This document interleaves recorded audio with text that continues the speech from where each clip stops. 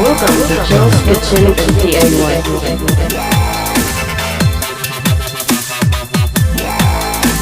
Hello guys, magandang araw po sa inyo lahat. By the way, I am Luchil Navia from Cebu. So sa video ito ay ipapakita ko sa inyo kung paano gumawa ng dishwashing liquid. So before I start, gusto ko munang magpasalamat sa Extreme Blooms Trading at kay Ma'am Jocelyn na sa opportunity na ito. Malaking tulong na po ito para sa amin or para sa akin at kagaya ko na bago pa lang nagsisimula sa negosyong ito. So maraming salamat po. So simulan na nga natin. So unang-una guys, of course, dapat may raw materials tayo para sa paggawa ng dishwashing liquid. So mag-order na po kayo sa Extreme Blooms Trading. Available po ito sa Lazada at Shopee. So super legit po talaga ang Extreme Blooms Trading. So ayun guys, so unang-una, ihanda muna natin ang ating mga materials para sa paggawa ng dishwashing liquid. So ayun guys, narito po ang aking mga raw materials para sa paggawa ng dishwashing liquid. At ina-arrange ko na from 1 to 13. So by the way, 13 components pala ang ino-order ko. Okay. And then, kailangan natin ng PVC yung gamit ko para sa ating panghalo mamaya. At dapat meron tayong tubig. So, ang ginamit ko na tubig ay mineral water. At dapat meron tayong timba. And also, kailangan natin ng hairnet at face mask. Since wala akong hairnet, so bonnet na lang ang aking gagamitin. So, isuot muna natin ang ating bonnet at ang mask. Kasi minsan, di natin maiwasan na may malaglag na buhok. So, baka mahalo sa ating dishwashing liquid. At minsan, di natin maiwasan na maubo. Okay, so panatilihin po natin ang pagiging malinis. Isa po itong proof na malinis ang paggawa ng ating dishwashing liquid para sa ating mga customer. At ang huli ay kailangan or ugaliin po natin maghugas ng kamay bago gumawa ng dishwashing liquid. So pagkatapos ko lang maghugas ng kamay, so alcohol na lang. So let's maintain po cleanliness. Okay, so ang first step guys ay let's prepare 15 liters of water. So ilagay po natin dito or isalin po natin dito sa ating timba or balde. So as you can see guys, may mark po ako dito color black.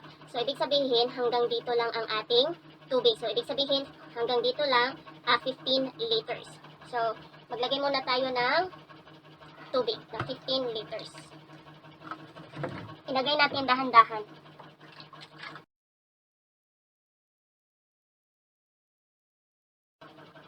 So, dapat guys, ang tubig ay hindi sobra or hindi kulang para hindi malabnaw ang iyong dishwashing liquid. So, next guys, let's put the 130 grams bubble enhancer powder. So, kailangan pala natin ng gunting para sa pag-open.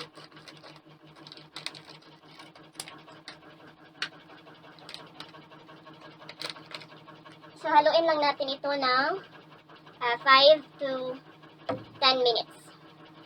So, dahan-dahan lang natin haluin habang pinopour natin yung bubble enhancer.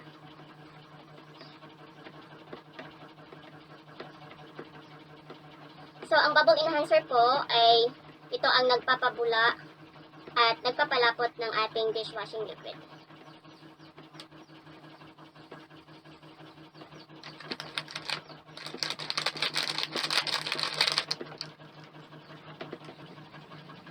So, sa paghalo ay dapat kailangan one direction lang para hindi or maiwasan natin ang sobrang bula. So, pasensya na po kayo sa aking pagtatagalog kasi ang hirap pagtagalog kasi Bisaya po ako from Cebu. So, siguraduhin po natin na na-dissolve na talaga or natunaw na ang ating bubble enhancer.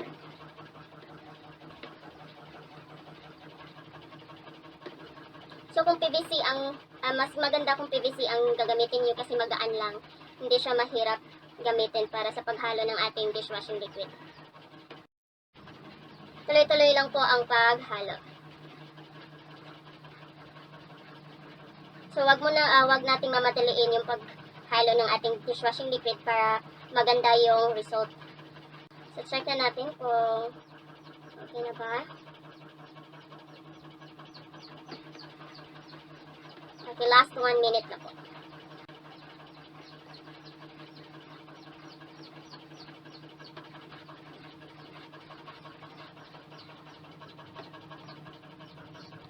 Okay, next is, let's put the 800 grams of slash, or the number 2. So, let's stir this one until madilute talaga yung slash natin. So, i-boost natin dahan-dahan. At patuloy lang ang pag-stir o ang paghalo. So, again, one direction lang po ang paghalo. So, dito talaga ako natatagalan sa slash kasi sinisigurado ko talaga na ma-dissolve or mahalo talaga yung slash. Kasi gusto ko palaging maganda yung result ng aking dishwashing liquid. So, di ko talaga minamadali yung paghalo.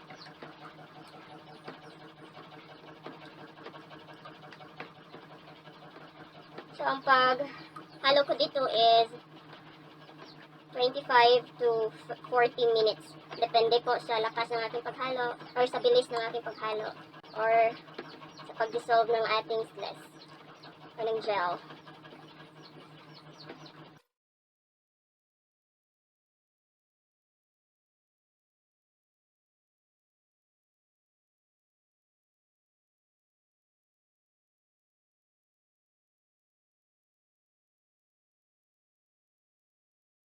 Haluin lang natin. Minsan nantukin ako sa paghalo kasi natagalan ako dito sa pagtunaw ng slash.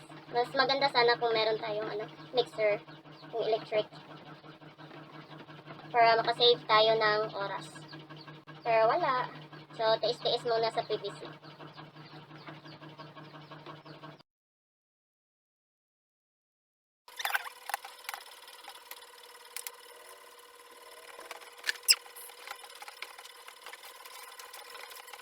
So, ini-enjoy ko lang po yung paghalo. So, again guys, kung gusto nyo magsimula ng negosyo ng dishwashing liquid, pwede kayong umorder sa Extreme Bloom Trading. So, available po ito sa Shopee at sa Lazada. So, marami po kayong pagpipilian. May 13 components, may 10 components. At huwag kayong mag-alala kung di pa nyo nasubukan. Kasi may guides naman sila para kung paano gumawa ng dishwashing liquid.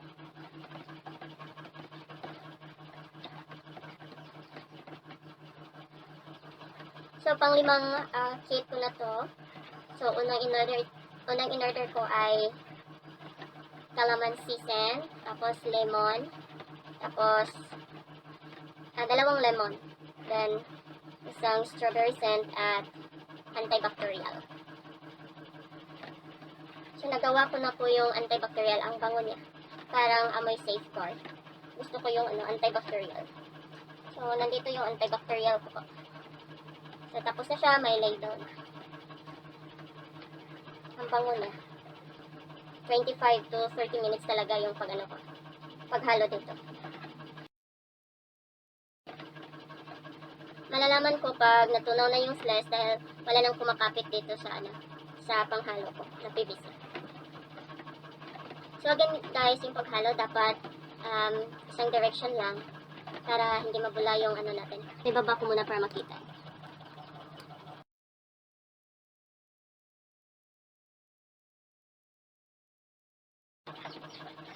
Dapat fully diluted talaga yung slash natin para magandang kalabasan ng ating dishwashing liquid.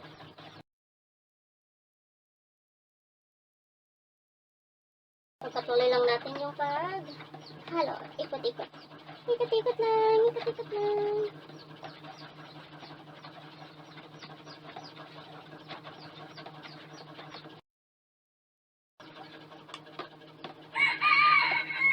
So, ayan na guys. Okay, wala nang flare. So, hindi ako nakaabot ng 35 minutes. So, add na natin yung 30 ml coloring. So, patuloy lang ating paghalo habang binubuhos natin yung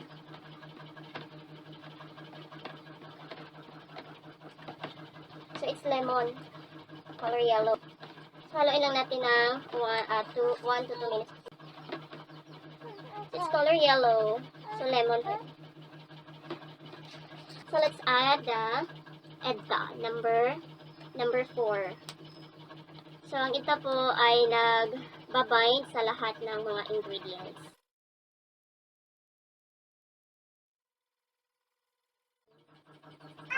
So ngayon guys, i-add natin ang 15 ml na antibac. So ang antibac po ay siya pong nagtatanggal sa mga mikrobyo. So haluin lang natin talaga ng maigi.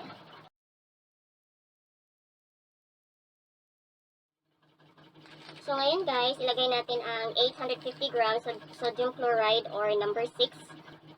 So ito po yung nagpapalapot ng ating, ito po yung nagpapalapot ng ating dishwashing liquid. So dahan-dahan lang po nating ibuhos habang patuloy ang ating paghalo.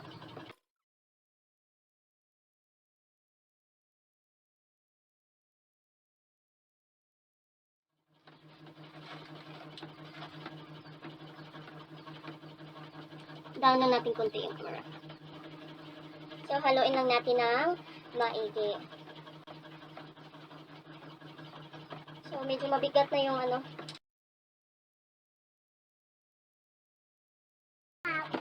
So ang ganda ng kulay niya. Yellow talaga. Okay, down ni mama. I-transfer na yung weight lang. So transfer ko yung mga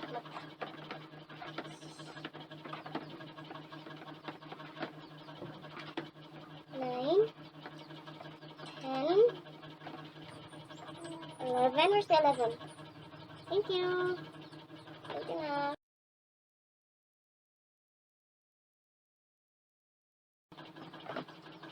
So again guys, kung may plano kayong magbigosyo ng dishwashing liquid, order lang po kayo sa Extreme Blooms Trading.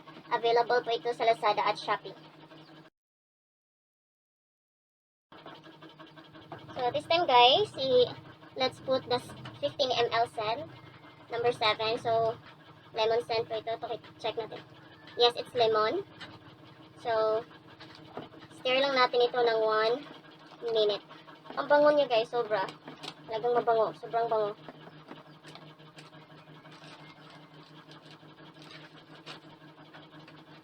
So stir lang natin ng 1 minute. Ang bango niya.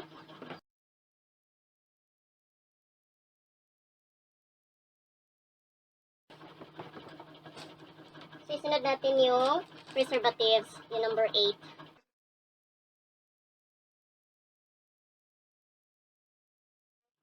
Para tumagal yung dishwashing liquid ng ilang months or years.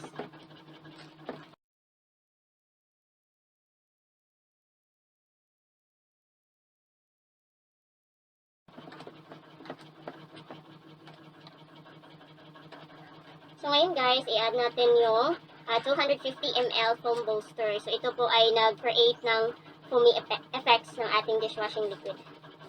So i-boast lang natin. So patuloy lang yung pag-stir o paghalo.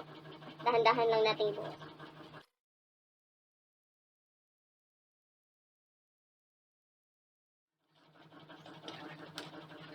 So siguraduhin yung paghalo na halo talaga. Haluin lang natin maigi. Pasensya na po sa aming background music. Ang ingay ng ceiling fan namin.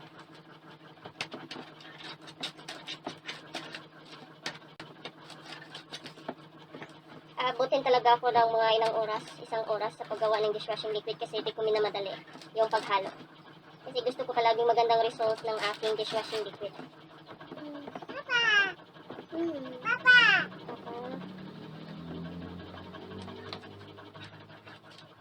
So ngayon guys, i-add natin ang degreaser. At ito yung degreaser, nagpapatanggal sa sebo at mga mamantikain na mga plato or mga kitchen utensils. So ibuhos na natin, dahan-dahan lang at patuloy ang paghalo.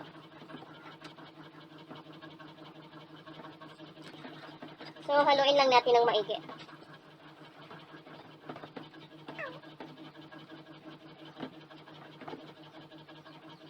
So next guys, i-add natin yung 15 ml moisturizer. So para po ito, mapanatiling malambot ang ating mga kamay. Kahit ilang hugasan pa yan, malambot pa rin ang ating kamay. Moisturizer po. So Stir lang natin ng 1 minute.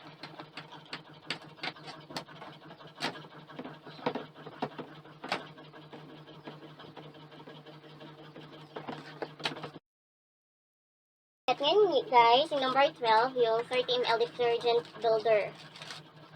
Subukan natin, wait lang. Okay.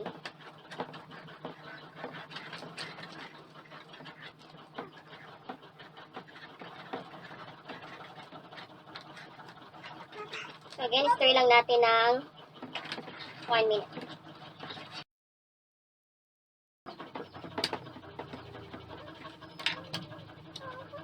At yung panghuli guys, yung number 13, 30 ml foamer. So stir lang natin ito ng 5 minutes.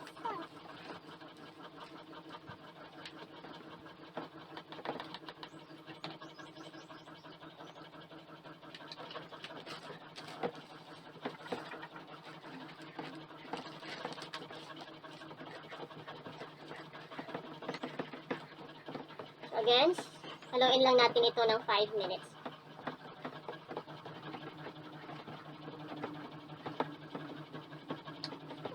A few moments later. So guys, I'm back. Pasensya na po naputol kasi nalubat yung cellphone ko. So nag-charge muna ako sandali. So ito na guys, tapos na po ako sa aking dishwashing liquid. So ito na po ang result. So ito na po ang result ng aking dishwashing liquid lemon scent. So babalikan lang natin ito guys after 24 hours para mawala yung bula bago natin isalin sa ating jar. So tatakpan lang natin ito pero hindi fully covered para hindi amoy kulog.